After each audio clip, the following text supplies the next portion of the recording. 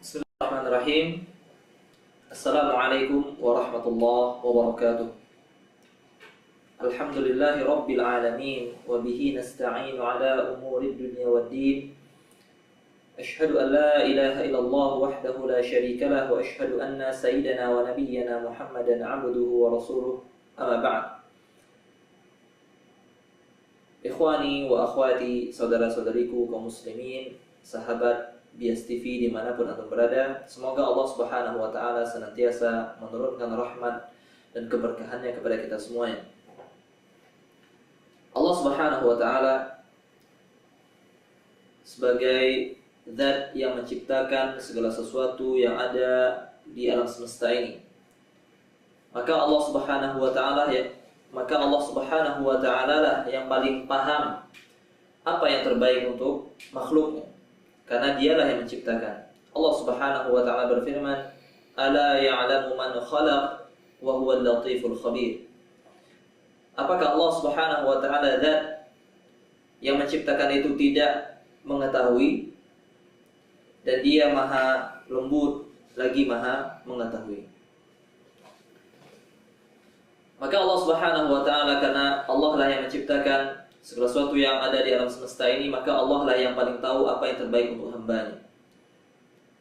Di antara bukti bahwasanya Allah Subhanahu wa Ta'ala mengetahui hal yang terbaik untuk hambanya, Allah Subhanahu wa Ta'ala menurunkan syariat yang khusus untuk para wanita, yaitu Allah Subhanahu wa Ta'ala mengatur bagaimana cara para wanita berpakaian. Allah mengatur bagaimana seharusnya para wanita itu berhias, demi menjaga kehormatan dan harga diri wanita tersebut dari gangguan orang-orang yang memiliki rasa sakit dalam hatinya. Sebagaimana Allah Subhanahu wa Ta'ala berfirman, memerintahkan para wanita ketika berbicara dengan laki-laki yang non mahram, agar tidak melembut-lembutkan, mendayu-dayukan suaranya sehingga terfitnahlah hati laki-laki yang memiliki penyakit dalam hatinya. Allah Subhanahu wa Ta'ala berfirman, "Fala takhda'na bil qawli fayatma'a alladhi fi qalbihi maradun wa qulna qawlan ma'rufa." Janganlah kalian wahai para wanita mendayu-dayukan dalam suara kalian dalam berbicara sehingga berkeinginanlah orang yang ada penyakit dalam hatinya. Dan hendaklah kalian para wanita mengucapkan perkataan yang ma'ruf, perkataan yang baik. Islam ketika mengatur bagaimana cara wanita itu berhias, bagaimana cara wanita itu berpakaian, bukan bermaksud untuk mengekang para wanita. Islam tahu, Allah Subhanahu wa Ta'ala tahu bahwasanya para wanita diciptakan dengan memiliki fitrah, senang untuk berhias. Karena itulah Allah Subhanahu wa Ta'ala tidak mengharamkan kepada para wanita untuk memakai perhiasan yang terbuat dari emas. Tidak melarang para wanita untuk memakai pakaian sutra, Karena apa? Karena memang para wanita diciptakan oleh Allah Subhanahu wa Ta'ala dalam keadaan memiliki fitrah suka berhias, sehingga diringankan hukum memakai emas untuk para wanita, berbeda dengan laki-laki yang tidak Allah ciptakan dengan fitrah tersebut. Rasulullah sallallahu alaihi wasallam bersabda, "Hurrima libasul hariri wadh-dhahabi 'ala dhukuri ummati wa uhilla li inathihim." Diharamkan pakaian sutra, diharamkan emas 'ala dhukuri ummati. Untuk siapa? Untuk laki-laki dari kalangan umatku, Wa uhilla li inathihim. Dan dihalalkan untuk para wanita dari kalangan umatku. Oleh karenanya, para wanita boleh berhias, para wanita boleh menggunakan pakaian-pakaian yang tersedia. Akan tetapi, Allah Subhanahu wa Ta'ala memiliki aturan-aturan di situ, demi menjaga harga diri dan kehormatan para wanita. Allah Subhanahu wa Ta'ala berfirman, "Ya ayuhan nabiyyu qul li azwajika wa banatika wa nisa'il mu'minin." Wahai Nabi, qul li azwajika, katakanlah kepada istri-istrimu, wa banatika, kepada anak-anak perempuanmu, wa nisa'il mu'minin, dan kepada semua wanita-wanita yang mengaku beriman pada Allah Subhanahu wa Ta'ala, yudnina 'alaihinna min jalabibihinna, ya, untuk mengulurkan jilbabnya ke seluruh tubuh mereka. Dzalika adna an yurafna fala yu'dzain, ya. Dengan cara seperti itulah mereka itu dikenal. Ya, orang-orang tahu berarti wanita ini adalah wanita muslimah, ya, wanita mukminah, fala yu'dzain, sehingga mereka tidak diganggu. Ya, inilah hikmah Allah Subhanahu wa taala memerintahkan para wanita untuk menjaga perhiasannya, untuk tidak menampakkan perhiasannya kepada laki-laki non mahram, agar ketika dia keluar rumah menutup perhiasannya, memakai jilbab, ya, mengulurkan jilbab ke seluruh tubuhnya, ya, tidak membuka auratnya, menutupi perhiasannya, agar apa? Fala yu'dzain, kata Allah Subhanahu wa taala, agar mereka tidak diganggu, ya.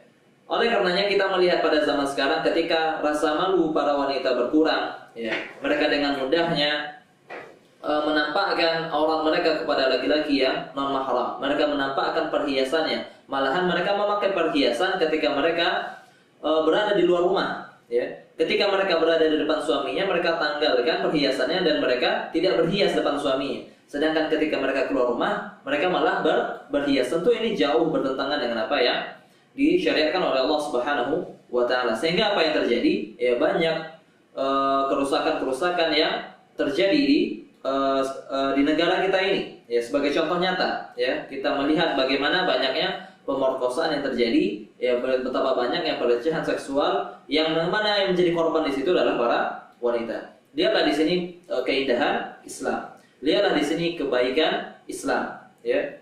Islam tidak mengekang, ya. Islam tidak mengekang, bahkan itu adalah kemerdekaan seorang wanita ketika mereka keluar dengan pakaian muslimahnya, ya, sehingga mereka tidak terkekang dengan hawa nafsu para lelaki, ya.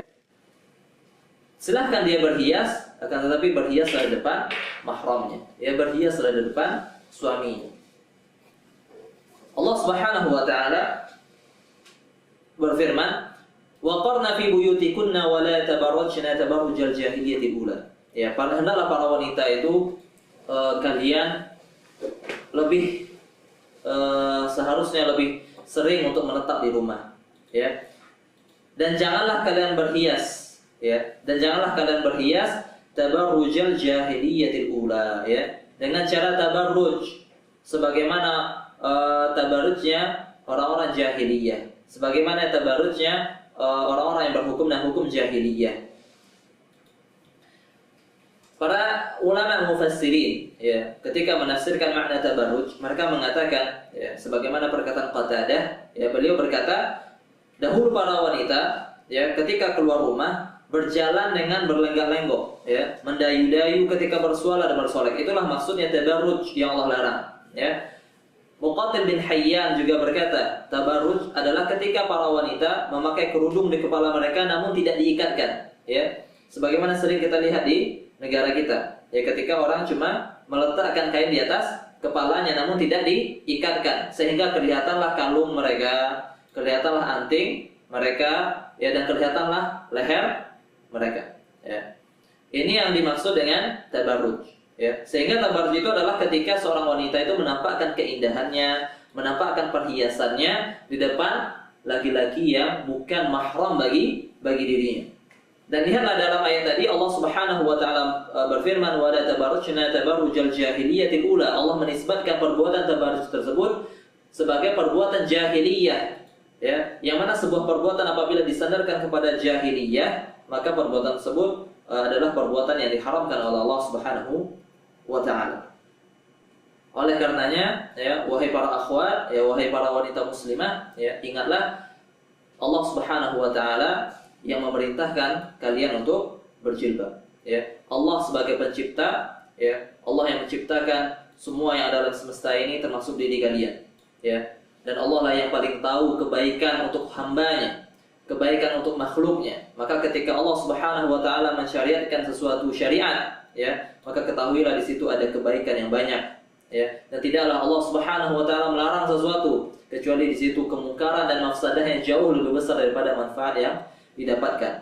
Maka ketika para wanita keluar rumah, ya, ada sesuatu keperluan yang dia kerjakan di luar rumahnya, maka hendaklah dia menutup tubuhnya. Dia tidak menampakkan keindahan, tidak menampakkan perhiasan yang ada pada dirinya. Dan ingatlah bahwasanya itu adalah perintah Allah Subhanahu wa taala, dan kebahagiaan akan kita dapatkan ketika kita mentaati Allah Subhanahu wa taala, mentaati Rasulullah sallallahu alaihi wasallam. Sesungguhnya kehidupan dunia itu sebentar, ya, dan tujuan sejatinya kita adalah surga Allah Subhanahu wa taala. Dalam sebuah hadis Rasulullah sallallahu alaihi wasallam bersabda, "Kullu ummati yadkhuluna al-jannah illa man aba." Ketahuilah sesungguhnya semua umatku itu pasti masuk surga kecuali man aba, kata Rasulullah SAW, kecuali orang yang enggan. Para sahabat lantas bertanya, bagaimana mungkin ada yang enggan untuk memasuki surga Allah Subhanahu wa taala? Sehingga mereka berkata, ya Rasulullah, wa man ya'ba? Ya Rasulullah, siapa yang enggan masuk surga? Ya, maka Rasulullah SAW bersabda, man ata'ani dakhalal jannah. Siapa yang mentaatiku sesungguhnya dia akan masuk surga. Wa man asani faqad aba. Sedangkan siapa yang memaksiatiku, tidak mau mendengarkan apa yang aku sabdakan, tidak mau menjalankan apa yang aku perintahkan, maka sejatinya dia adalah orang yang enggan untuk masuk surga Allah Subhanahu wa taala. Semoga Allah Subhanahu wa taala memberikan taufik dan hidayahnya kepada kita semua, dan memberikan kita pertolongan untuk selalu bisa istiqamah di atas jalan Allah, ya, agar kita bisa menundukkan hawa nafsu kita, ya, untuk selalu mentaati Allah Subhanahu wa taala, aturan-aturan Allah Subhanahu wa taala. Wabillahi taufiq, wa sallallahu ala nabiyyina Muhammadin wa ala alihi wa sahbihi wasallam. Assalamualaikum warahmatullahi wabarakatuh.